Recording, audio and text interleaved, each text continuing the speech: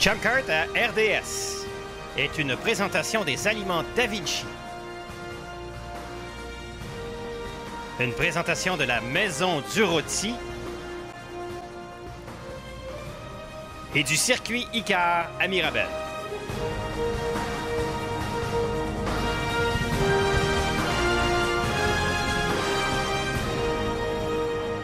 Mesdames et messieurs, bonjour et bienvenue à Champ Kart depuis la piste magnifique de Mosport en Ontario pour la finale des championnats canadiens de karting. Et on aura, oui, mesdames et messieurs, aujourd'hui, tout un événement de karting avec la grande finale des Rotax Seniors, la classe reine dans la catégorie des moteurs Rotax, où on a beaucoup de Québécois qui participent. On suit Champ Kart depuis des années à RDS.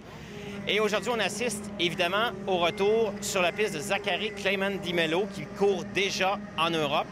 En première place sur la pole, Marco Di Leo. On l'a vu régulièrement lors des courses cette année à Goodwood, en Ontario, bousculer Gianfranco Mazzaferro pour remporter une épreuve du ACKC. Ensuite, on trouve deux Ontariens qui sont très rapides, Anthony Talfa et Carlton McCaughan. Deux pilotes ontariens, dont McCaughan qui était très rapide lors des pré-finales. Ensuite, on trouve Gianfranco Mazzaferro qui a eu des hauts et des bas dans ce week-end. En ayant gagné des manches qualificatives, il s'est fait bousculer vraiment loin derrière lors de la pré-finale. Il s'est retrouvé 8e. Maintenant, il partira 5e.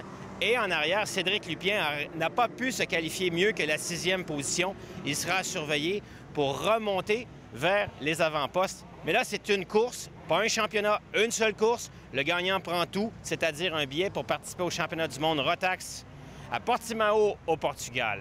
Et Didier, n'est-ce pas que ça serait pour toi un beau voyage que d'aller voir cette course de karting à Portimao, comme on est allé il y a de cela 2 ans? Oui, Philippe, c'est sûr que les mondiaux, les courses en Europe, ça fait partie de mon bucket list, comme on dit. On a vu Mathieu Demers qui agit comme mécano en fin de semaine. Il ne courra pas d'ailleurs en senior. En pole position, on a vu Marco Di Leo qui est un habitué justement des mondiaux. À ses côtés, ce sera Zachary Clement Di Mello qui, lui, a terminé 3e l'an dernier au mondial. Anthony Talfa, lui, c'est sa plus belle qualification cette saison. Il est 5e au ACKC. À ses côtés, Carlton McCaughan qui était en pole lors de la demi-finale. Gianfranco Mazzaferro a surveillé certainement aujourd'hui. Toujours fort compétitif, s'élance de la 5e position à la 6e. C'est Cédric Lupien. Il aura beaucoup de travail, beaucoup de compétition surtout devant lui. Alors qu'ensuite, on trouve Kevin Monty, toujours très menaçant à bord de son châssis cosmique. Et Taylor Gates, qui lui partira 8e, 7e au classement du ACKC. Tegan Pauls, qui est 10e au classement, alors qu'on s'apprête à s'élancer. Un peu d'encouragement de la part, bien sûr, des équipiers en ce qui a trait aux pilotes. Clement Di Mello qui va mettre la switch à on, si vous permettez l'expression. Oui, puis quand il la met à on, il la met à on, alors que Di Leo, Talfa et Mazzaferro sont dans la mire de Zachary Clement Di Mello. Derrière lui, Carlton McCaughan, qui a peut-être un peu utilisé un peu trop son matériel en pré-finale. On l'a vu reculer au fur et à mesure que l'épreuve avançait. Le format de compétition est quand même assez complexe. Beaucoup de manches qualificatives pour amener à une super pole, ensuite à une pré-finale. Oui. On commence déjà à jouer à l'intimidation avant même le lancement de l'épreuve comme telle. C'était Mazzaferro qui a signalé sa présence. Tiens, oui, ça va jouer dur. On s'attend à beaucoup de compétition. La première page est vraiment remplie de talent. Si on pouvait mettre ces gars-là dans des voitures de Formule 2000, on aurait tout un championnat au Canada, Didier, de course automobile. Bien, oui. Je me mesure à certains de ces pilotes-là, d'ailleurs, en Formule 500, et ils sont déjà extrêmement rapides. On va écouter Cédric pour ce qu'il a à dire en rapport avec la course qui s'en vient. Mais c'est sûr que on est quand même très vite en fin de semaine. Surtout l'autre fin de semaine d'avant qu'il y a eu au ACKC, on a tout gagné cette fin de semaine-là. Fait que c'est sûr que là, en fait, la compétition est plus difficile. Le monde sont un peu plus préparés, ont plus pratiqué. Fait que c'est sûr que la compétition est pas mal plus serrée, mais d'après moi, avec Zach, ça devrait bien aller puis ça va être une bonne référence. Une excellente analyse de la situation de la part de Lupien. Maintenant, on écoute Gianfranco Mazzaferro. We have the pace. We're really fast. We've been fastest every session that we were there. So I'm really happy for how the weekends have going. It would be amazing to win the Nationals again once in a higher category that it's my first year in. With all these older drivers, it would be incredible, but we'll see how the day goes. On voit, Didier, que les pilotes, ces deux recrues en senior font quand même preuve d'humilité face à la tâche qu'il y a à faire pour devenir champion en senior. preuve de maturité également, parce qu'on analyse vraiment la situation parfaitement comme elle est. Encore une fois, à l'arrière, ça joue. C'est légal à ce niveau-là. C'est quand on fait la course comme telle que c'est moins permis. Di Mello vient de lever la main. Ça y est, le départ va être donné et il va protester du fait que Di Leo est parti peut-être avant tout le monde, mais le vert est donné. Et on est parti avec Tolfa qui a réussi à passer devant Marco Di Leo. Zachary Clement Di Mello est 3e. Cédric Lupien est parti 6e et déjà 4e devant McCaulkin. Et derrière, Taylor Gates a réussi à dépasser Gianfranco Mazzaferro qui a vraiment connu un mauvais départ. Il y a une zone où on a le droit de commencer à accélérer quand le vert est donné. Et vous l'avez bien dit, Di Leo l'a fait avant le début de cette zone-là. C'est pour ça qu'on a réagi du côté Clement Di Mello. Et Gianfranco Mazzaferro s'est fait dépasser par Marco Signoretti. Très, très mauvais départ pour Gianfranco. Victime des circonstances, il est déjà 8e en tête. Anthony Tolfa est pourchassé par Marco Di Leo. Ouais.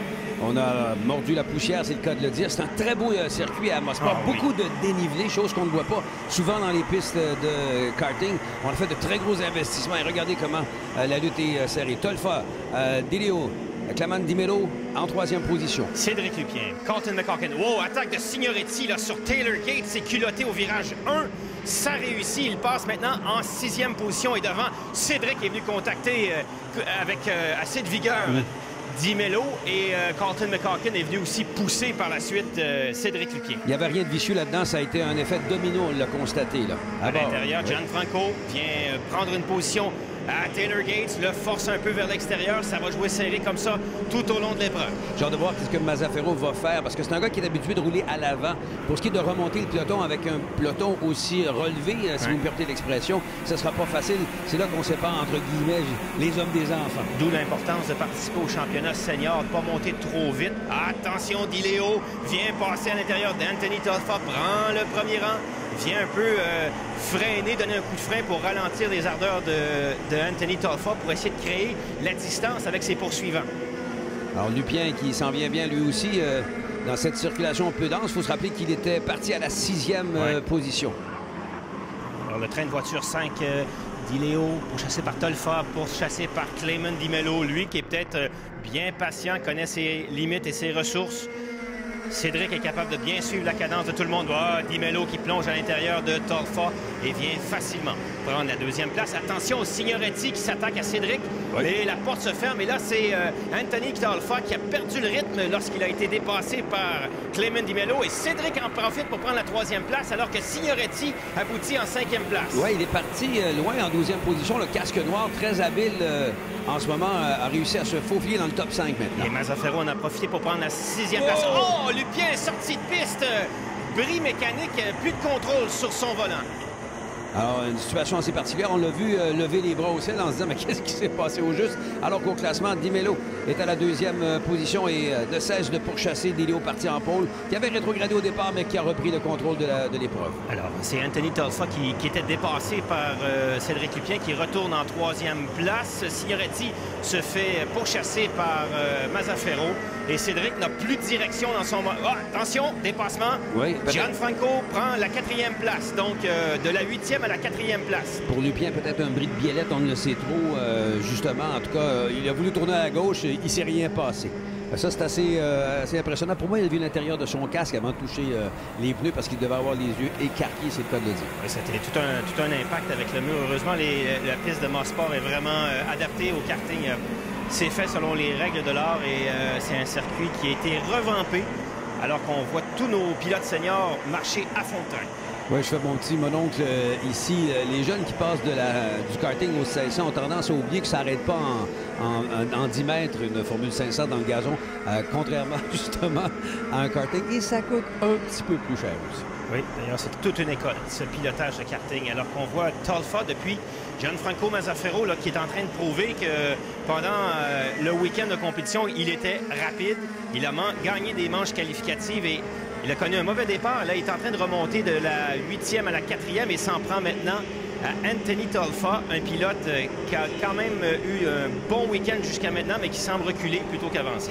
Il faut mentionner, Philippe, vous en avez glissé un mot tantôt, ménager sa mécanique pour qu'elle soit au maximum pour l'épreuve finale, alors que c'est McLaughlin qui lui aussi a des difficultés, est sorti de piste. Donc, si vous avez abusé de vos pneumatiques dans la pré-finale, ben là, vous êtes...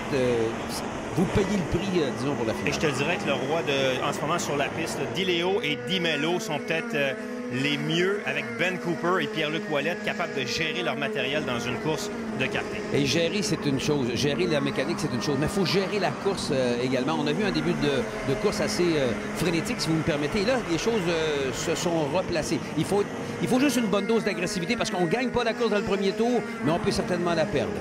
Oh, Gianfranco a des prétentions sur Anthony Tolfa. S'il veut être capable de refaire la distance avec les deux meneurs, Gianfranco devra rapidement passer Anthony Tolfa, qui semble être un peu moins rapide que lui. Et cette bataille est à l'avantage de Marco Di Leo, qui lui est en train de se grappiller une petite avance qu'on pourrait presque juger de confortable à ce stade-ci, pendant que les deux autres se battent.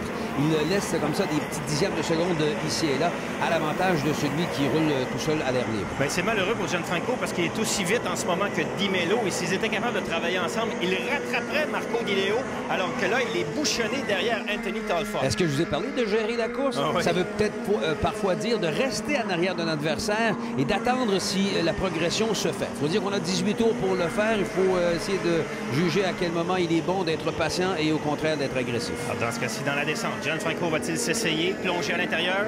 Pas cette fois-ci. Le problème de Gianfranco, c'est que Tolfa n'est pas assez rapide pour remonter jusqu'à Clément Di Mello. Bien là, au lieu d'essayer de le dépasser, une petite poussette dans la ligne droite pour l'aider à aller plus vite.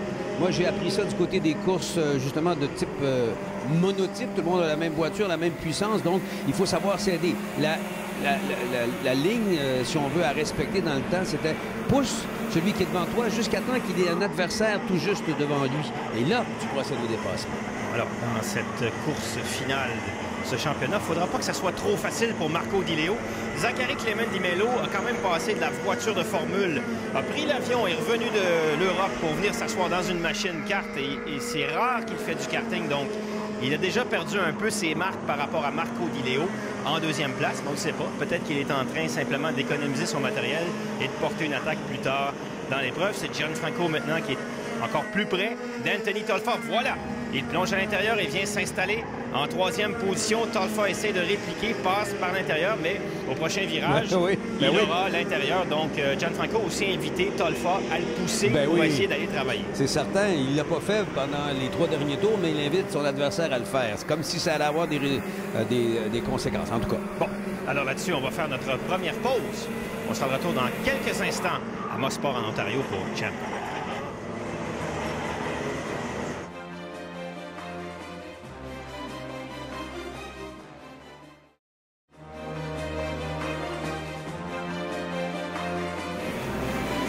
De retour à Champ Kart, mesdames et messieurs, Philippe Junot et Didier Scranen pour les derniers moments de cette épreuve de la finale des Rotax seniors au championnat canadien de karting à Mosport en Ontario, avec Marco Di Leo qui franchit le fil d'arrivée, encore une fois pourchassé par Zachary Clément Di Mello, 2, et Gianfranco Mazzaferro, lui, qui est en 3e position.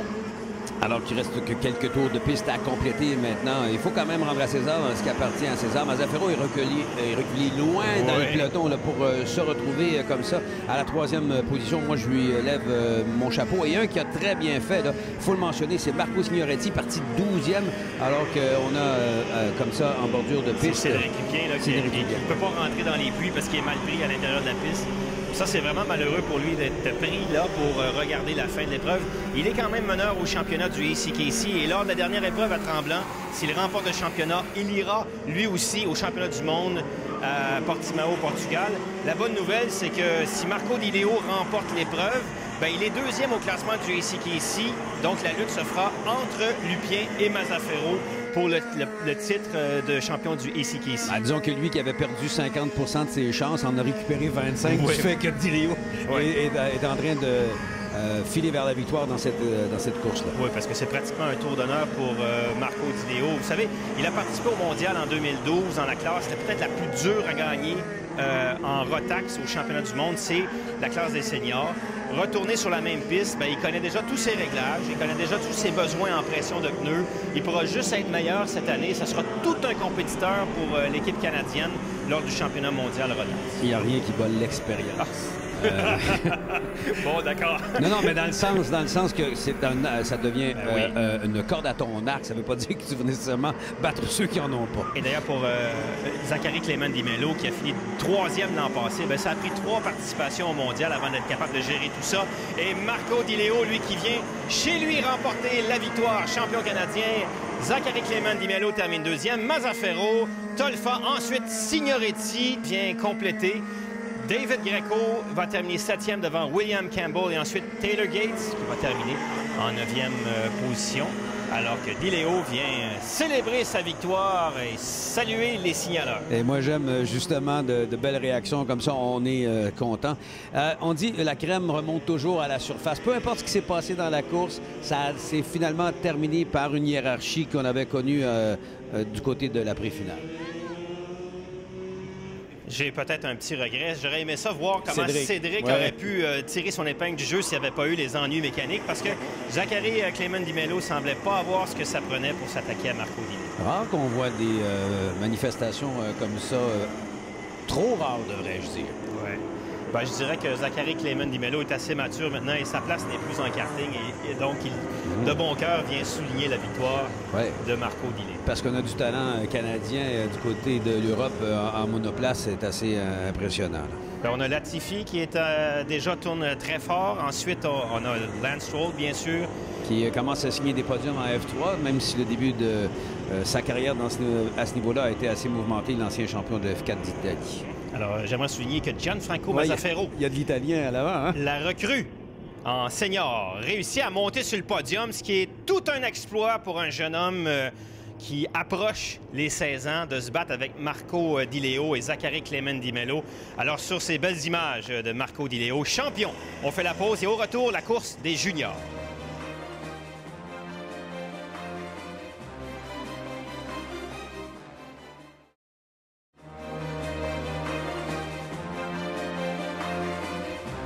Après une magnifique course en Rotax senior, on va maintenant passer à la classe des Rotax juniors avec en 2e place Didier Samuel Lupien. Oui, c'est pour les 13-15 ans. On peut en faire à 12 ans si on a un certain talent. 2 fois au mondial, Samuel Lupien. Il a d'ailleurs déjà terminé 2e. Ce qu'il veut, c'est le titre et surtout pouvoir bien sûr y participer. Il sera bien placé en partant de la première ligne. Oh, Joe Sorano, lui qui a remporté une victoire cette saison en ACKC, championnat de l'Est du Canada, à Goodwood. Ryan McDermott sur un Tony Kart, tout petit bonhomme, hein, on voit qu'il y a des différences de gabarit. Alexandre Lacroix, lui, très, très rapide à Mossport. Il était premier Didier lors de l'épreuve des CKC. Oui, mais il s'est fait sortir. Au dernier tour, dernier virage par Roman De Angelis, qui n'a pas été pénalisé et qui a gagné l'épreuve du ACKC.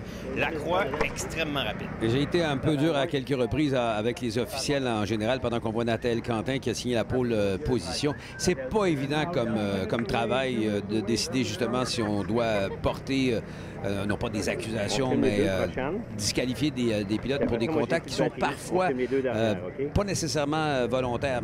Mais quand même, il faut le plus possible gérer tout ça. Alors, en pôle, Nathalie Quentin qui revient d'un voyage en Europe avec des compétences, de la confiance surtout. Alors, Samuel Lupien, lui, qui se retrouve en 2e place, très, très rapide et surtout très tacticien. Oui, il sera certainement surveillé aujourd'hui, tout comme Alexandre Lacroix, qui avait pensé peut-être aller en 1600 l'année prochaine, mais c'est ravisé, va continuer son développement en karting. Ryan McDermott ainsi que Ryan Hornbostel, lui. Le survivant d'Icar. Ah oui, qui a fait tout un périlleux avec sa machine au départ de la course de ACKC. On voit Sorano ici en concentration. Qui est 2e au classement du ACKC. Jordan Slipikoff, lui qui avait passé carrément par-dessus Mathieu Latifi à l'épingle à Icar. Oui, ça n'a pas été bien pour Latifi pendant qu'on voit ici Roman De Angelis. Il va partir à l'arrière en 21e position. Problème justement du côté de la pré-finale. Russell Boyle partira 9e. Cole Hooton partira 10e. 2 châssis intrépides de l'écurie de Marco Di Leo, le champion de la classe senior. Thierry Côté, lui, partira ensuite le 219. Oui, qui a eu maille à partir justement avec Latifi lors de la dernière course. Alexandre Légaré par la suite. Qui était 8e en pré-finale et qui s'est fait bousculer à l'arrière, partira avant-dernier. Et Mathieu Latifi, lui, des ennuis, a abandonné en pré-finale, donc partira dernier pour être sûr qu'ils ont mis son meilleur moteur. Oui, un petit gabarit qui ça l'avait aidé lors de l'accident à Icar, justement. L'autre qui était passé littéralement par-dessus et heureusement que justement dans le siège, il est très profondément assis. Oui, il y en a beaucoup qui disent qu'il n'a pas sa place en senior, aurait peut-être pu faire une dernière année justement en mini-max, tout gagner. En pôle, Nathaniel Quentin. Derrière lui, Ryan McDermott. Derrière lui, c'est Joe Sorano et le 2,47 de DeAngelis. Il faut remarquer que Nathaniel Quentin a choisi l'autre côté par rapport à ce qu'on a connu tantôt. Je parle de la position de départ. C'est la prérogative de celui qui est en pôle de soit partir à gauche ou soit partir à droite. Mais pour ce qui est de la troisième position, elle est à droite, la quatrième à gauche, la cinquième et ainsi de suite. Parce que le premier virage est à droite, mais dans le fond, il est que virtuel, puisque tout droit, c'est très rare qu'on dépasse. C'est un raidillon, comme on dit. Alors, on voit notre grille de départ présentée par la Maison du Rôti. On voit ensuite Marc-Antoine Poirier à partir en 13e, a fait des très bons résultats en Coupe du Québec et s'améliore constamment. Il est monté sur le podium à Icar. 24 pilotes sur la grille de départ. À noter que Raphaël Forcier, qui était très rapide, a aussi des ennuis en pré-finale. Le 2,62, une machine tout blanche, aucun collant. On voit Thierry Côté qui a adopté un peu le même principe. Signorati nous a montré tantôt qu'on pouvait remonter de la deuxième position et espérer un top 5. On va aller écouter l'entrevue avec Nathaniel Quentin en compagnie de Philippe. Beaucoup de changements récemment. D'abord, félicitations pour ta pole. Oui, merci. Ça fait longtemps qu'on la voulait. Oui, on est content pour toi. Ça sera pas facile. Sam et Alex ont tous les deux l'impression que c'est leur championnat. Toi, tu réagis comment en ce moment pour toi? Comment ça se passe? Bien, vu que c'est deux coéquipiers, c'est sûr que je suis un peu stressé. Ils vont sûrement travailler ensemble pour pouvoir me dépasser, mais on va voir ce qui va se passer en finale. Écoute, il y a vraiment une différence entre Nathaniel qu'on a vu au début de l'année puis maintenant. Qu'est-ce qui s'est passé entre les deux? Un voyage, par exemple? Oui. J'ai passé 3 semaines en Europe à faire l'Euro Challenge où j'ai eu des bons résultats et aussi une autre course de club en 47 pilotes environ. Et puis c'est sûr que ça l'aide pour les dépassements, pour les ajustements du kart. Je crois que c'est à cause de ça que je suis en avant aujourd'hui et c'est ça. Oui, mangez-en des kilomètres, ça semble être la solution. Qu'a dire justement Samuel Lupien? Il est en compagnie de Philippe. Oh, on a vu ça d'une, deux, trois, 4 fois, plusieurs fois, où est-ce que quand tout le monde est bien serré, ça donne tout le temps toi qui est sorti en haut du plateau. Tu me dis tout le temps que tu as un plan de match. C'est quoi ton plan de match ici au départ? J'espère de pas trop être avec trop de monde. C'est comme au départ, si on est 2 pour toute la course, correct, mais si on est comme hier, on était un pack de 5 à peu près. Fait que ça peut être dangereux. Tu te fais dépasser, il y en a 3 qui passent, ça s'accroche. C'est sûr que c'est plus dangereux, mais mon plan, c'est de rester d'être premier le long ou genre rester deuxième. Alors, bientôt prêt à s'élancer pour le départ. On surveillera s'il sera bien fait cette fois-ci. On a vu tantôt Dio partir avant la ligne que l'on va voir dans un instant sur l'asphalte, juste là. Voilà. Nathaniel qui vient d'accélérer, tout le monde part, le drapeau est donné, ça y est, c'est parti. La ligne de Nathaniel a un peu la préséance et Samuel va se retrouver malheureusement 4e dès le départ. C'est McDermott et je crois, oui, Joe Sorano qui a pris la 3e place. Samuel, Alexandre Lacroix et ensuite Roman DeAngelis. En tête, Nathaniel Quentin a eu tout un départ. Alors, on jette un coup d'œil à l'arrière pour voir où se trouve la compétition. Attention, un gros freinage et un premier gros virage où il y a la possibilité de dépasser. On voit que Sorano réussit l'exploit sur Lupien. Et Lupien, lui, a réussi à passer McDermott aussi. Donc, il est 3e. Lacroix qui tente de faire la même chose à McDermott, qui est pour l'instant 5e. McDermott qui se colle derrière Samuel. Les choses semblent faire l'affaire de Nathaniel Quentin qui, devant, profite déjà de cette première bagarre pour filer devant. Il y a déjà presque 2 secondes d'avance sur ses poursuivants. Parce que ça se bat sérieusement à l'arrière. Lupien et Lacroix en lutte pour la 4e position. Contact, on réussit quand même à contrôler. Alors que Quentin, Sorano, Lupien forment le top 3. Oui. Ensuite, c'est McDermott. Ensuite, c'est Lacroix. Un circuit, comme on l'a dit tantôt, très dénivelé. Quel magnifique endroit. Tentative de dépassement, on s'est ravisé. Les contacts à l'arrière, je pense que c'est Hornbostel qui est rendu maintenant derrière Alexandre Lacroix. C'est vraiment une belle lutte, une belle course. Les juniors, voici à l'intérieur, c'est Samuel qui vient dépasser Joe Sorano et McDermott qui tente de plonger à l'intérieur et venir, oui, prendre la mesure de Joe Sorano. Non, il est resté quatrième. Maintenant, c'est DeAngelis qui s'attaque. Qui va trop large et qui laisse passer McDermott. McDermott qui protégeait, l'autre a essayé de le contourner. Il a été très intelligent de le laisser passer pour le recroiser à l'intérieur et revenir à sa position. Et là, il y a Hornbostel qui a réussi à passer dans ces problèmes qu'ils ont eu. Oui, il est rendu là devant Alexandre Lacroix qui a reculé d'une position. Et Mathieu Latifi, parti deuxième, vient de dépasser Thierry Côté pour monter à la 12e place, alors que Raphaël Forcier lui est rendu 16e. Latifi était parti 21e, remonté à la 12e. Quelle remontée de la part de ce dernier. Et il a tout un rythme. Je pense qu'il y a des prétentions. Je pense qu'il a déjà dépassé un autre pilote. Alors, Nathael, qui est pourchassé par Samuel Lupien. Ensuite, c'est Joe Sorano, McDermott, DeAngelis, Hornbostel. Ensuite, Alexandre Lacroix qui est pourchassé. Je pense... j'ai de la difficulté à voir le kart intrépide, lequel des deux est-ce. Alors, dépassement Latifi qui prend la 11e place.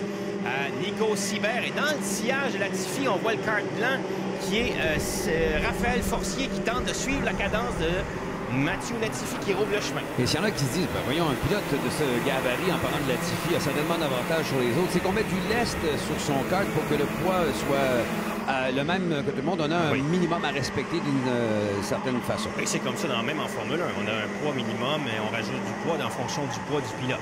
C'est la même chose dans toutes les catégories de monoplace. On doit respecter un poids minimum. Alors, un autre tour qui est complété au passage derrière Mathieu Latifi. Attention, Thierry Côté tente de passer par l'intérieur sur le vibreur. Accrochage de Jackson Nealon. Il y en a un qui se retrouve dans le chemin. Alexandre Légaré qui vient le frapper très fort. Ça va peut-être demander un rouge, là, l'intervention des premiers soins. Légaré qui semble être blessé. Oui, on le voit gesticuler, là. Sans doute, on va voir à la reprise. Thierry Côté est allé à l'intérieur sur le vibreur. Ils sont chanceux d'être revenus, lui, Thierry, dans le gazon, mais là, il y en a un qui s'est retrouvé en plein dans la ligne de course. Et c'est celui qui a frappé là, le 2,81, là, si j'ai bien vu. Le 2,81, c'est Légaré. Donc, c'est Légaré qui... Bon, ben, drapeau rouge, Didier. On va arrêter la course parce que là, il faut mettre tous les choses. Il faut d'abord porter assistance et amener les soins aux pilotes qui peuvent être blessés. Et puis aussi, après, il faut dégager. Donc, on prend pas de chance. On arrête la course. Alors, une tentative de dépassement manquée qui aura résulté en ce carambolage. C'est quand même relativement rare, ce genre d'incident. Oui, puis écoute, ils vont tellement vite à cet endroit-là. Ils sont à plein gaz. Alors, pendant qu'ils s'arrêtent sur le drapeau rouge, on va faire la pause. On va tout mettre ça en ordre et on revient avec le deuxième départ.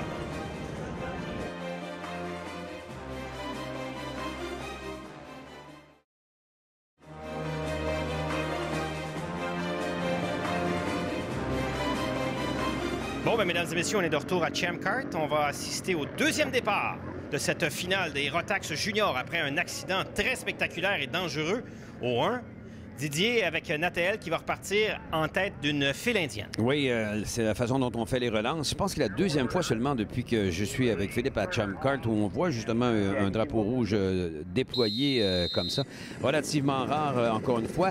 Même réglementation ou sensiblement qu'en course automobile en général, on n'a pas le droit de travailler sur les karts pendant qu'on est sous drapeau rouge, justement. Alors, ceux qui ont été impliqués pourront, s'ils sont en mesure de repartir à l'arrière du peloton, mais sans avoir effectué de réparation sur le kart. Et j'ai l'impression qu'il y en a quelques-uns qui ont souffert tout particulièrement. Oui, il y a 3 ou 4 abandons, dont Alexandre Légaré, châssis complètement démoli. Là, on va partir à la queue leu-leu et ça sera un départ lancé comme c'est toujours en karting, mais au lieu de partir côte à côte, on va partir aller à la file indienne parce qu'on a complété plus que 2 tours. Parce que si on n'avait pas fait 2 tours complets, on aurait reparti l'épreuve comme si de rien n'était. Alors, c'est Nathael qui a quand même malheureusement perdu toute une avance qu'il avait. Pour être sûr que Samuel Lupien ne va pas le laisser filer devant. Là. Il y avait pratiquement 2 secondes et demie d'avance. C'est à la limite quasiment réglé pour lui. Hein? Oui, mais on était à 3 tours et demi à peu près quand c'est arrivé. Il restait quand même passablement de temps, quoique tout peut arriver. Dans une situation comme celle-là, mentalement, ce que doit faire Quentin, c'est de dire, écoute, je menais pour la première portion, j'avais une avance, je vais me la rebâtir. Ça, c'est la force du mental, comme on dit en bon français. Dans ce sens-là, je suis tombé sur une publication, le docteur Jacques Dallaire, qui s'occupe justement, qui est un coach mental d'une certaine façon. Il vient de publier un livre. J'invite à aller sur son site Internet, là. Jacques Dallaire, vous allez trouver facilement. C'est fort intéressant. Je pense qu'on va tout de suite les repartir. Pas de tour de chauffe directement. C'est Nathael qui donne le rythme. Et Samuel a réussi à se coller tout de suite sur Nathael Quentin. Joe Sorano, Ryan McDermott est en 4e place. Roman DeAngelis. DeAngelis qui va pointer son nez. Oh, Hornbostel se fait pousser par Alexandre Lacroix. Lacroix qui réussit à le dépasser. Ça pourrait peut-être être pénalisable. C'est un push and pass. Vraiment, on l'a bien vu clairement pousser Hornbostel. Alexandre a réussi à passer à la 6e position. Oh, une attaque à l'intérieur. Ça se bouscule, tout le monde en profite. Je pense que quelqu'un... Ah non, McDermott n'a pas réussi à passer Sorano. Hornbostel revient sur Alexandre Lacroix. Il pousse un peu à l'extérieur et vient réussir à prendre une position. Et il y a Slipikoff qui en profite pour passer à l'intérieur de Lacroix et prendre lui aussi, cette fois-ci, la 7e place. Slipikoff, c'est le casque noir, bien sûr. À l'avant, la combinaison rouge, c'est Quentin. La combinaison bleue, c'est Lupien. Et celui qui n'est pas tellement... avec le casque jaune plus bas que les autres dans son cadre, ça va pour lui comme pour Latifi donner peut-être un avantage aérodynamique. Oui, probablement. Et on a vu aussi dans le cas de Hornbostel qui a peut-être rendu la monnaie de sa pièce de façon, je dirais, raisonnable à Alexandre Lacroix pour un dépassement musclé. La fois d'après, il va le pousser un peu dans le gazon sans le sortir. Et là, il a repris son dû et ça a coûté une position de plus à Lacroix. Alors en tête, Nathael Quentin qui est maintenant à Samuel Lupien caché dans son aspiration. Donc, tout le travail reste à faire pour la première position. On parle de travail, on rend hommage souvent aux pilotes et à leur grande capacité, mais derrière eux, il y a des équipes, il y a des parents également, il y a des commanditaires qui sont impliqués. C'est ça, quand on parle d'une équipe de course, d'une écurie, c'est pas seulement que le pilote. Il y a plusieurs heures de travail sur les machines, plus particulièrement pour leur permettre de bien performer. Ben, en ce sens-là, à chaque fois que je fais une entrevue avec un gamin de 12 ans qui nous dit « Nous sommes très rapides », je dis « Ben vous ». Je comprends, mais je lui dis non, c'est toi qui es rapide. Ton équipe fait ton travail. Moi, je trouve cette façon-là de parler pour un jeune homme un peu bizarre. Je comprends le respect. Wow! Et parlant d'équipe qui marche fort, Mathieu Latifi est rendu en 9e, lui qui était parti 21. Ben moi, j'avoue en tout cas parler dans mes communiqués tout le temps de l'équipe. Oui. Parce que sérieusement, on ne peut pas rien faire sans une bonne voiture, sans une voiture bien préparée, sans les heures de travail à mettre sur la mécanique pour que ce soit justement au point. On a une responsabilité, c'est certain. Et quand il y a des erreurs qui sont commises du côté mécanique, justement, je dis toujours à mes équipiers, ben moi, je la sac dans le mur de temps en temps. Oh, oui. Ah oui, tu fais ça, Didier. Hein? Oui. J'attire votre attention sur le fait que derrière Raphaël Forcier, oui, est en train de dépasser Jordan Slipikoff. Et dans son sillage, Mathieu Latifi, vous le voyez, bien collé derrière Slipikoff. Et derrière eux, c'est Lacroix. On voit cette caméra de Lacroix. Latifi qui ne fait qu'une bouchée de Slipikoff. Et Lacroix en profite pour venir passer. Alors que Ryan McDermott prend la 3e place à Joe Sorano. Et Roman DeAngelis, là, qui vient faire la même chose. Un bel échange, là. Vous perdez un pouce, on vous tendez la main, on vous prend le bras au grand complet. Et j'allais vous dire, pendant ce temps-là, Samuel Lupien pourrait peut-être attaquer Nathael Quentin. Mais non, il est assez brillant pour continuer à travailler avec Lupien, avec Quentin, pour s'éloigner de la concurrence. Ça, c'est le truc que bien des gens n'ont pas compris, malheureusement. Il faut creuser l'écart avant de se battre pour la position de tête, parce que... Ben là, tu vois qu'il y a peut-être assez d'écart. Samuel vient facilement plonger à l'intérieur de Nathael Quentin. Là, il va espérer que Nathael fasse la même chose. Parce qu'il faut savoir que si on manque notre coup, s'il y a une tentative de dépassement qui ne fonctionne pas et qu'on perd du temps, ceux qui sont derrière nous peuvent en profiter. Alors que si vous creusez l'écart justement entre l'adversaire avec lequel vous vous battez pour une position et le reste du peloton, ça devient à ce moment-là un peu plus, vous avez un peu plus de chances de réussir sans trop rien perdre. Moi, je peux vous attirer votre attention sur le fait pourquoi Hornbostel qui vient, lui, à son tour, dépasser Joe Sorano qui, depuis un tour, recule, a vraiment perdu sa cadence. Pourquoi j'aime autant le karting? Vous voyez des gamins de 15, 16 ans, des fois 13 ans, à la limite de leur potentiel. Attention, Mathieu Latifi en bagarre avec Alexandre Lacroix. Comment est-ce qu'on pourrait avoir un aussi bon spectacle en sport motorisé qu'en karting? C'est pour ça qu'on fait Champ Kart et c'est pour ça qu'on adore vous présenter du karting à RDS. Ah, sérieusement, avoir eu la chance de faire ce que les jeunes font quand j'avais leur âge, là, oh, c'est incroyable les opportunités justement qu'on leur offre. Ils arrivent en Formule 1600, ils ont déjà 7-8 heures d'expérience en cours. Et quelques participations parfois au championnat du monde. C'est ce qui est sur la table aujourd'hui entre Lupien et Quentin. Quentin qui n'est jamais allé au championnat du monde. Lupien qui est déjà allé 2 fois, qui a même fait le podium à la Nouvelle-Orléans, alors qu'on avait invité les micros et les mini. Vu qu'on était à la Nouvelle-Orléans, les Nord-Américains ont eu le droit d'y aller. Et là, c'est une bagarre pour savoir qui aura représenté le Canada à Portimao au Mondial Rotax. Les choses à l'avant semblent demeurer les mêmes, à l'exception que, bien sûr, Lupien a pris l'avantage sur Quentin qui se colle à lui. Oui, et qui en profite du fait que McDermott, derrière lui, n'a plus l'appui de Roman DeAngelis en 4e place pour essayer de remonter sur les deux meneurs. Oui, et là, parce que là, peut-être on a concédé qu'on lutte pour la 3e position à une place sur le podium. Parce que quand vous gagnez, c'est bien. Quand vous êtes le 2e, vous vous êtes fait battre par le premier. Mais quand vous terminez 3e, vous avez battu le peloton. Oui, et la pire des places, c'est 4e. Parce que là, on a peut-être fait une très belle course, mais on n'est même pas sur la photo de la fin, photo finish. Alors que pour l'instant, Raphaël Forcier, parti très très loin en arrière, vient de réussir à dépasser Alexandre Lacroix, le Forcier qui a été tout au long de la saison. C'est un pilote qui a seulement 2 saisons d'expérience, est arrivé tout de suite en SCKC l'année dernière très fort. Et puis là, on le voit rouler avec les meneurs, les meilleurs, en avant. C'est tout un athlète. On voit aussi que des jeunes parfois transposent des qualités sportives d'autres sports et l'amènent au karting. Philippe, je parlais de l'aspect mental pour justement les pilotes, la préparation, comment réagir quand on est sous pression ou des choses comme ça. Tout est une question de perception. Il y a également un autre livre du Dr Dallaire dont j'aimerais vous parler très rapidement. C'est qu'il a écrit quelque chose pour les parents des enfants pour savoir comment gérer justement la pression qu'ils ont alors qu'on a un beau dépassement. Pour la 3e place, Roman DeAngelis qui vient passer McDermott et derrière eux, Hornbostel, toujours installé bien en 5e place. Il y aura peut-être toute une lutte dans les derniers tours pour la dernière marche du podium. J'ai perçu une réaction un peu spéciale. Est-ce qu'on compare parfois les parents des kartistes au hockey dad ou au hockey mom? Non, habituellement, non. C'était quand même assez civilisé et les parents sont conscients que tout ça se fait dans un environnement qui peut être assez risqué pour les gamins. Et je peux vous dire que dans une classe en pré-finale ou dans les manches qualificatives, le petit Patrick Woods a fait faire un périlleux complet à Thomas Neveu et tout le monde a comme dit à Patrick, mais attends, ça ne se fait pas. Même son mécano, même les parents à Patrick ont dit, mais attends, tu vas tuer quelqu'un. Oui. Et là, le message a passé, puis Patrick a quand même des grandes leçons à apprendre.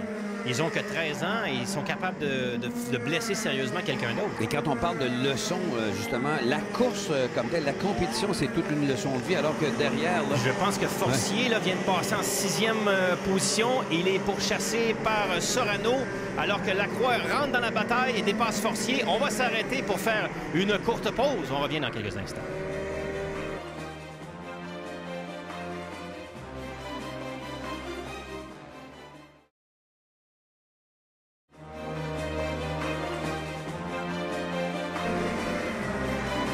C'est Champ Kart, mesdames et messieurs. On arrive tout juste à temps pour voir Alexandre Lacroix prendre la 6e place à Joe Sorano.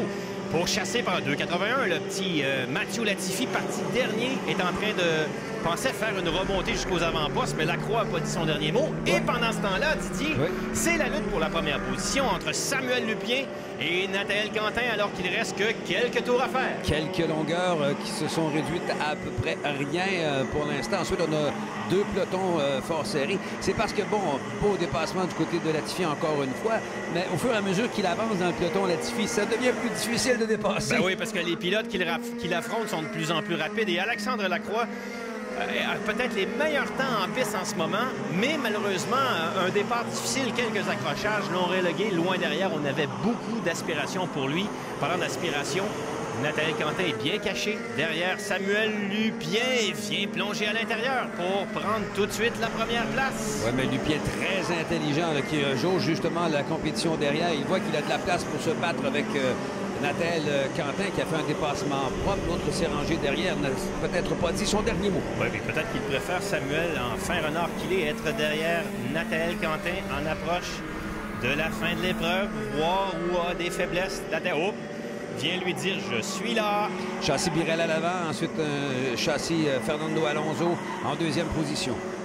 Alors qu'après, en 3e place, c'est DeAngelis, McDermott, Hornbostel, ensuite Alexandre Lacroix.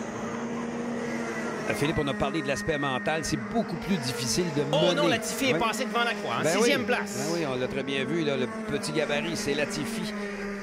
Regardez justement la différence, c'est hallucinant. Oh, il fait quoi, lui? Il ne pourrait pas jouer au football dans la même équipe ou faire de la lutte olympique. Là, ça ne fonctionnerait pas avec Alexandre Lacroix au même groupe d'âge. Il fait quoi, 35 kilos mouillés, à peu près? En fait, c'est un problème. Quand il a des contacts avec d'autres voitures, il a pas plus de problèmes à contrôler. Une machine qui pèse à peu près 250 livres, c'est énorme pour lui. Et c'est pour ça qu'il a été impliqué dans plusieurs accidents et que ses parents, des fois, ont un peu peur pour lui. Et en plus, il a été souvent victime d'accrochages avec des périlleux, quelqu'un qui a passé par-dessus lui.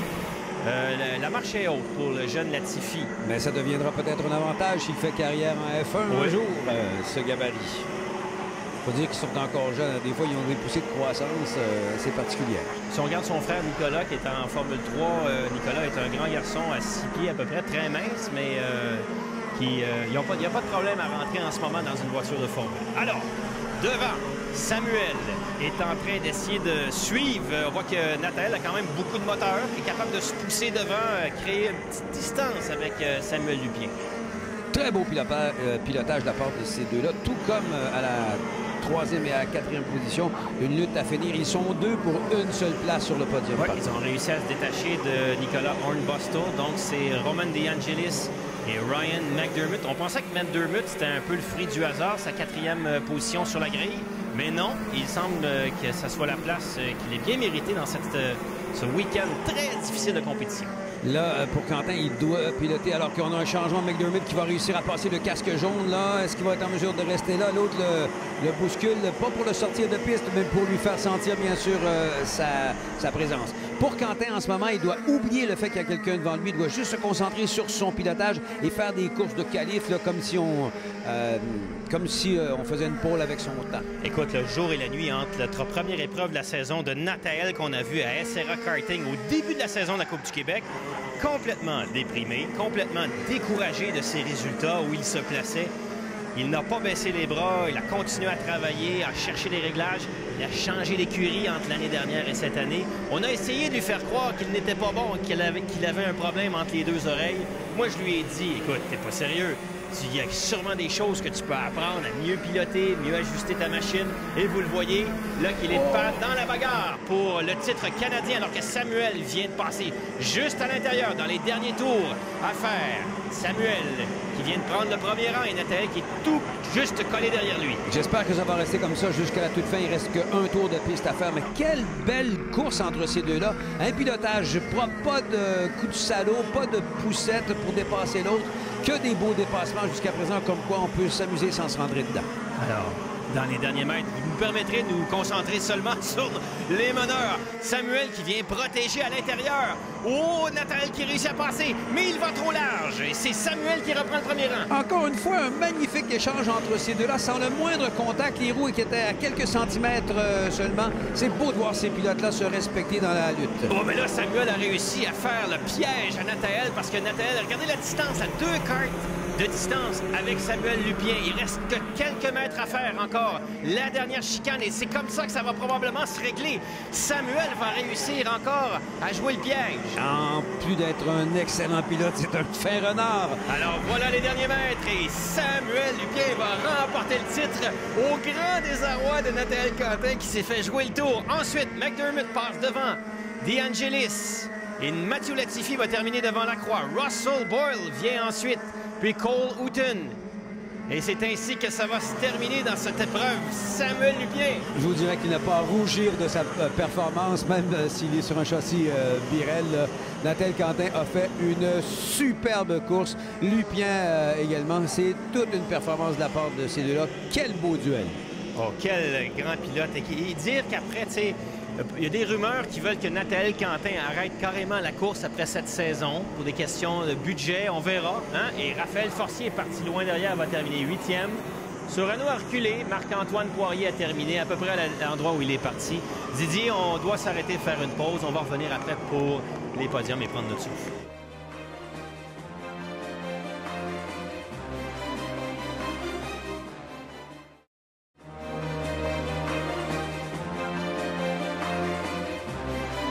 Bon, ben, mesdames et messieurs, on est de retour à Champ Kart pour la présentation du podium. Et c'est le tout petit Ryan McDermott qui est déjà placé en 3e place. Et Nathael, malgré les résultats finaux, est quand même heureux de son résultat. Hein? C'est vraiment des gamins dans le cas de McDermott, vous l'avez certainement vu. Il faut souligner quand même la très belle remontée de la 21e à la 5e position du jeune Mathieu Latifi. Là. Quelle performance partie à l'arrière comme ça. Et gardez le sourire qui va remplacer Christian, le mécano, en fait, un des patrons chez SH Racing. C'est la dernière année de SH Racing. On sait que l'équipe est dissoute officiellement. C'est la dernière année. Et Samuel qui monte sur la plus haute marche du podium et reçoit son ticket de la part de Patrick Moreau. On va aller justement écouter les commentaires de ce dernier. On va trouver le moyen de gagner. Ouais, c'était serré toute la course. On était 1-2. Le troisième était un peu plus loin. Mais c'était toujours serré en moi de Quentin. On s'est passé 2-3 fois. Puis au dernier tour, j'ai réussi à le passer juste avant le dernier tour. Fait qu'au dernier tour, j'étais premier. À l'épeigne, il a essayé de me diver, mais j'étais vraiment à l'intérieur. On avait un peu de sable sur les pneus. Fait qu'il a passé un peu tout droit. Puis moi, j'ai réussi à être là. Puis après, j'avais un bon gap pour le reste de la course. Bon, là, on peut dire que tu es un champion confirmé, là, un vrai titre de champion canadien. C'est quand même une épreuve difficile à gagner. Tu l'as gagné, tu vas mériter de retourner pour une troisième fois au mondial. Là, tu vas l'approcher comment, le mondial, cette fois-là, en junior? C'est sûr que je m'attends à faire beaucoup mieux que l'année passée, parce que l'année passée, j'ai eu pas mal de misère. Fait que c'est sûr que cette année, c'est un autre défi qui arrive, mais je suis très confiant quand même pour y aller. Alors qu'on est rendu au podium des Rotax seniors pour la remise de la troisième place à Gianfranco Mazzaferro. Ça, il faut noter que c'est tout un exploit, une première saison en senior. Jet set avec les lunettes, rien de moins. Ah ben oui. Alors que Zachary Clayman Di-Mello va monter sur la deuxième marche du podium et retourner à ses courses de Formule Renault en Europe. On voit qu'il y a une belle camaraderie maintenant. Pour Gianfranco, une dernière chance de se qualifier pour le mondial. Ça sera lors de la finale du ACKC. Et Marco De Leo, bien sûr, qui vient chercher son trophée pour la première position. En parlant de Di Mello, j'ai parlé d'italien. Di Mello, c'est plutôt portugais, hein, oui. Voilà. Alors que Marco reçoit son billet. C'est pas la première fois qu'il va aller au mondial à Portimao et non plus la première fois au mondial. Didier, merci beaucoup de ta participation à Champ Kart. Le temps de vous rappeler notre prochain rendez-vous. On continue la couverture du championnat canadien de karting avec les tout-petits, les micros et les mini-max. À bientôt, mesdames et messieurs. Champ Kart à RDS est une présentation du circuit Icar à Mirabel. Une présentation des aliments Da Vinci et de la Maison du Rôti.